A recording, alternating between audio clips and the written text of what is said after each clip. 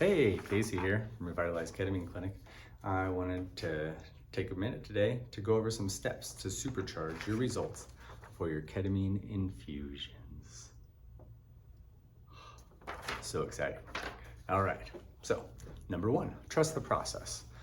Remember, you're here for a reason. You want to work on your healing. We want to help you work on your healing. So commit to that full induction series of infusions, which gives you that trajectory for change. We know one infusion will give you that 7 to 10 days of really good neuroplasticity, peaking around 3 to 4 days. And then kind of trails off, that ability to change your mind. Again, those functional MRI studies that we've done, within 2 or 3 minutes of starting a ketamine infusion, we see new dendrites forming, which are those synaptic connections of your neurons in your brain.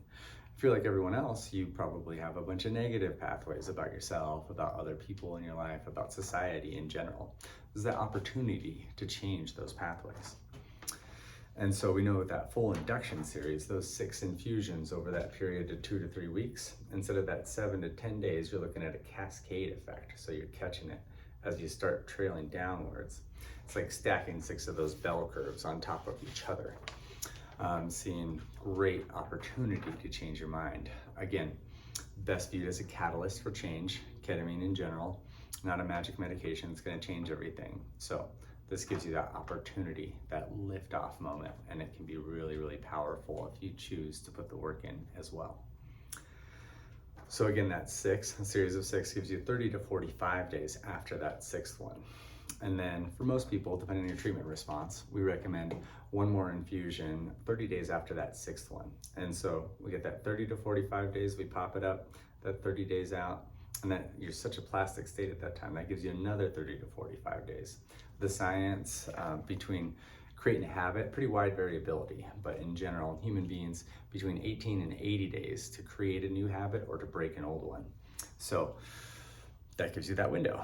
And we're gonna go over some habits that you can start making. Maybe some of them you're already doing, but these are these steps to supercharge your results. So that series of 6, 30 to 45 days, that bumper, another 30 to 45 days. So that definitely gives you that full 18 to 80 days, that ability, again, to change your mind. And then listen to your mind and your body for when to come in for those booster infusions. So a lot of people during that induction series in the 1-month booster, they're able to make those changes so that they don't have to ever see us again, which is obviously ideal. Lifestyle changes and then perceptual changes about themselves, about their lives, about their past, about their present.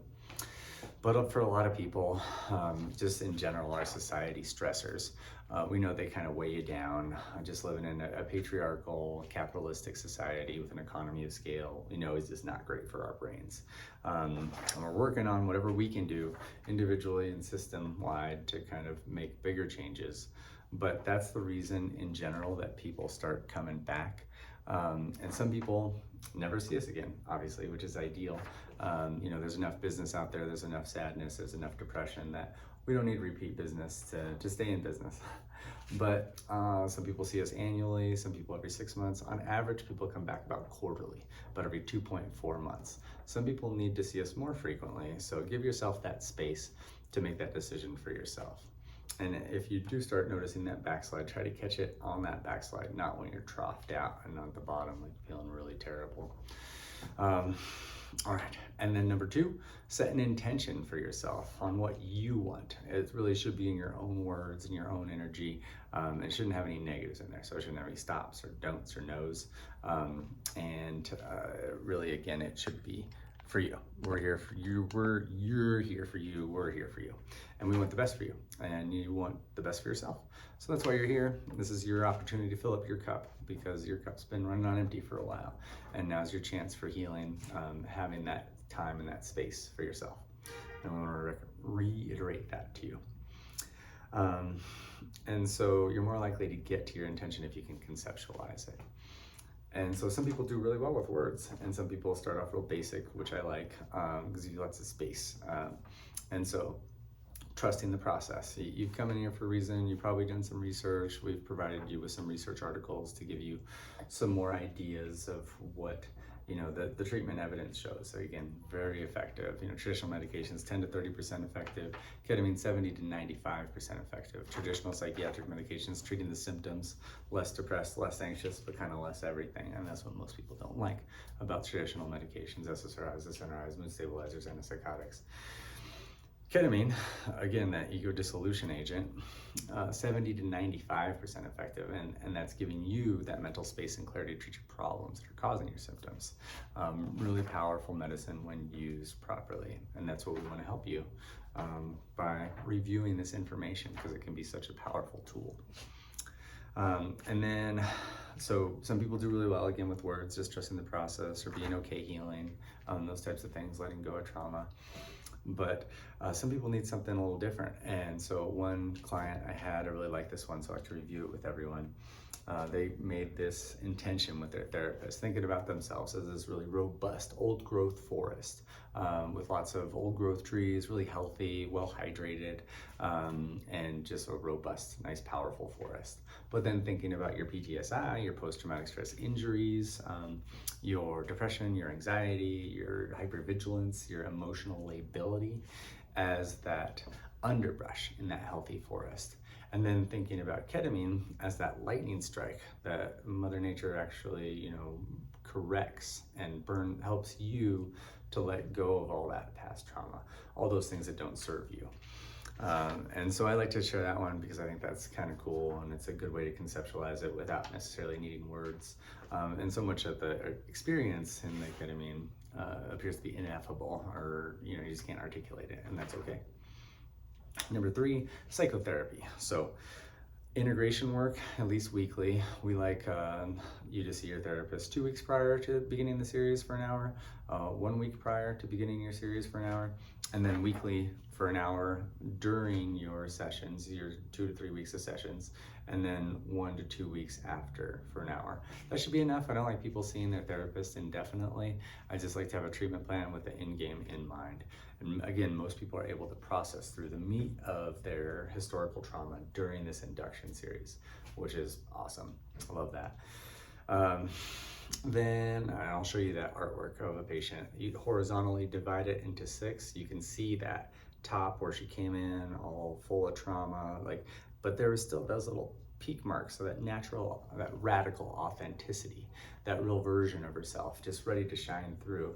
And so moments of that, but through the series of 6 infusions, she was able to let go of so much of that trauma and really get back to her radical core self, that truest version of ourselves. And so that should allow you to do that.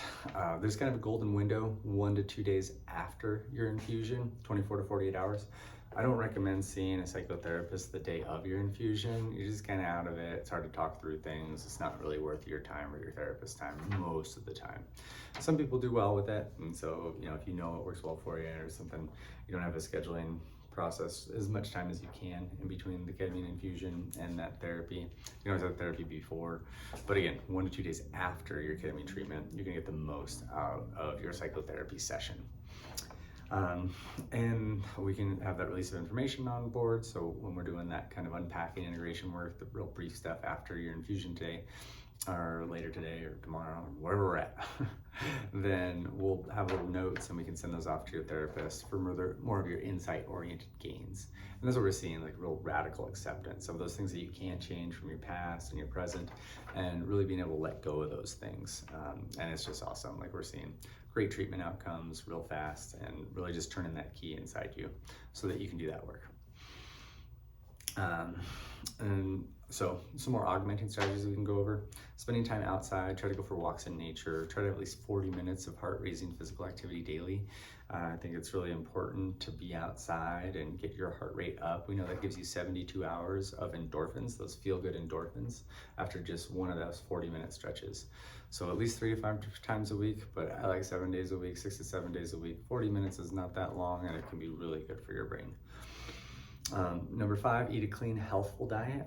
Try to avoid those processed foods as much as possible. We know that those processed foods cause a lot of inflammation. They increase inflammation, they increase depression, they increase anxiety, and they decrease focus and attention. So basically, you want to shop the periphery of the grocery store. So the fresh fruits and vegetables, the lean proteins, the non-refined carbohydrates, staying away from all that delicious stuff in the middle, the Cheez-Its and the ice cream. That being said, everything in moderation, including moderation. I want you to be able to enjoy yourself. I want you to be able to have a happy life. And so if you can have that bowl of Rocky Road ice cream and eat it mindfully, that's great. I want you to enjoy your life. All right, number 6, decrease time with technology, especially passive media and passive social media consumption. We know that's all dopamine, dopamine, dopamine, not very good for your brain. You don't get that oxytocin, the love chemical, the frontal mirror neurons that go off when you actually talk with a real human being. And then it's a lot of keeping up with the Joneses. There's just not great about Instagram, Facebook, the endless scroll, and or Netflix binges in general. That being said, you know, watching a movie with a loved one or a family member, that's great. Like, you're gonna still talk about it afterwards. You're together with someone, hopefully close, and enjoying that experience, and that's okay.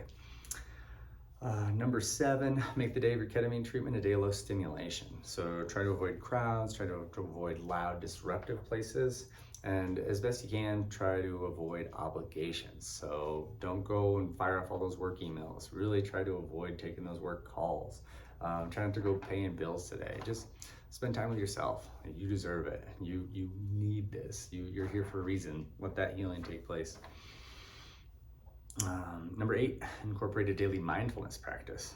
Try to really give yourself that space, 5 to 20 minutes a day at roughly the same time a day.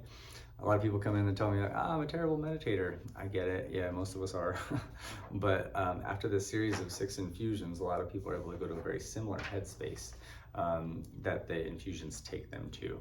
And they're able to get to some really good meditation and really be able to hold on to that. And so I highly recommend making that a muscle memory kind of thing and trying to build that into your daily schedule. That means that daily schedules in general are pretty good. And so going to sleep at the same time, waking up at the same time, and doing similar activities every day. I know that's not very normal, and weekends are important, so I get it. Like I said, it's giving you the best evidence. I'm not telling you have to do any of this.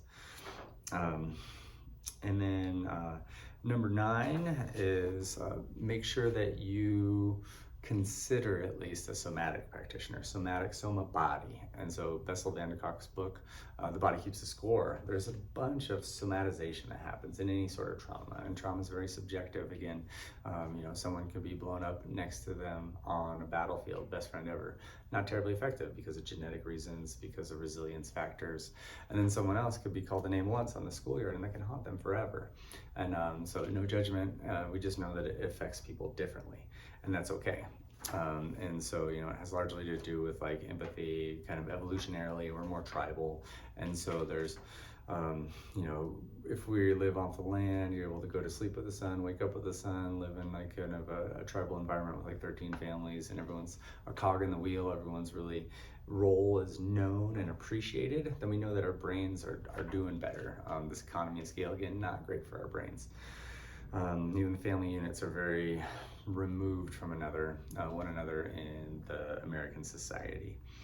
And so that somatic practitioner can be really good, like a massage therapist, acupuncturist, to help you really process through some of that somatic components of the trauma. And so that type of therapy you can do the day of your treatment with really good results. You're like more pliable after that, and you can kind of process through things, and things will come up, and then you can use that RISN acronym that we'll go over, that recognize the emotion, investigate it, slow down and breathe into it, express it and neutralize it, and then turning towards that more comfortable feeling, that love, acceptance, that gratitude. All right, number 10, pursue goals that you have for yourself, both short and long term. Super important to have things to look forward to. It could be as simple as a day trip to Sedona, go for a little hike, or go out to lunch or something. Or it can be more in depth, like graduating college, starting that new career, starting that new business, or learning a new language and spending a couple years abroad. But it's important to put things on the book to actually have to look forward to. Number 11, cultivate positive social relationships with friends and family. Try to gravitate towards those relationships that build you up. So both Stephen Covey's book, 7 Habits of Highly Effective People, and 50 Cent, Curtis Jackson's book, Hustle Harder, Hustle Smarter, they both talk about relationships in regards to deposits and withdrawals. And so if you're in a relationship that's constantly withdrawing, you want to try to mitigate those relationships and be in those relationships where it's at least equal. There's equal deposits and withdrawals. And then you're going to get more out of that. You remember, this is your time to fill up your cup. And it's important to have a full cup to be able to pour out of for when you are able to share with other people and help people feel good as well. You know, what's good for you is good for the universe. All right. And then number 12, at least a few times a week, devote 40 minutes or longer to artistic practices such as painting, sculpture, playing a musical instrument, gardening, singing, or dancing. So you can have tangible outputs. You can have painting or sculpture, things that you can do, or gardening, that you actually have like a tangible output, like a painting that's done, or something that you grew, or you can just send it out into the ether. You can be singing, you can be dancing, you can use that energy to help other people, and you can release a lot when you're doing artistic practices. Aldous Huxley's book Doors of Perception talks about human language being both a blessing and a curse, in that it's a reducing valve. So much of the human experience you just can't articulate, and you'll notice that in your ketamine infusion likely as well. There's a portion of this that just you just can't articulate it. There's words just barely scratch the surface on what you actually experienced, and that's the same thing from day-to-day experience as well, but we're just kind of not plugged into how profound the disconnect is. And so that's why those artistic practices are so important. And the last one, I think it's the most important out of all of them, honestly. Refrain from self-criticism as much as possible, and really celebrate any successes that you have. Pat yourself on the back. If you don't do anything besides walk in the door, that's great. You listen to this video and you're like, I don't do any of that. That's fine. I'm not here to judge. I'm just giving you all the evidence that says, hey, do these things, you might get a little bit more out of it. Well, we know you will get more out of it, but don't beat yourself up for things that you don't do. We all are our own worst critics, every one of us. So don't beat yourself up for the things you don't do. Really celebrate yourself for the things that you do. It's very important. Yeah, so really good job. I'm excited you're here. Thanks for listening, and we'll chat soon.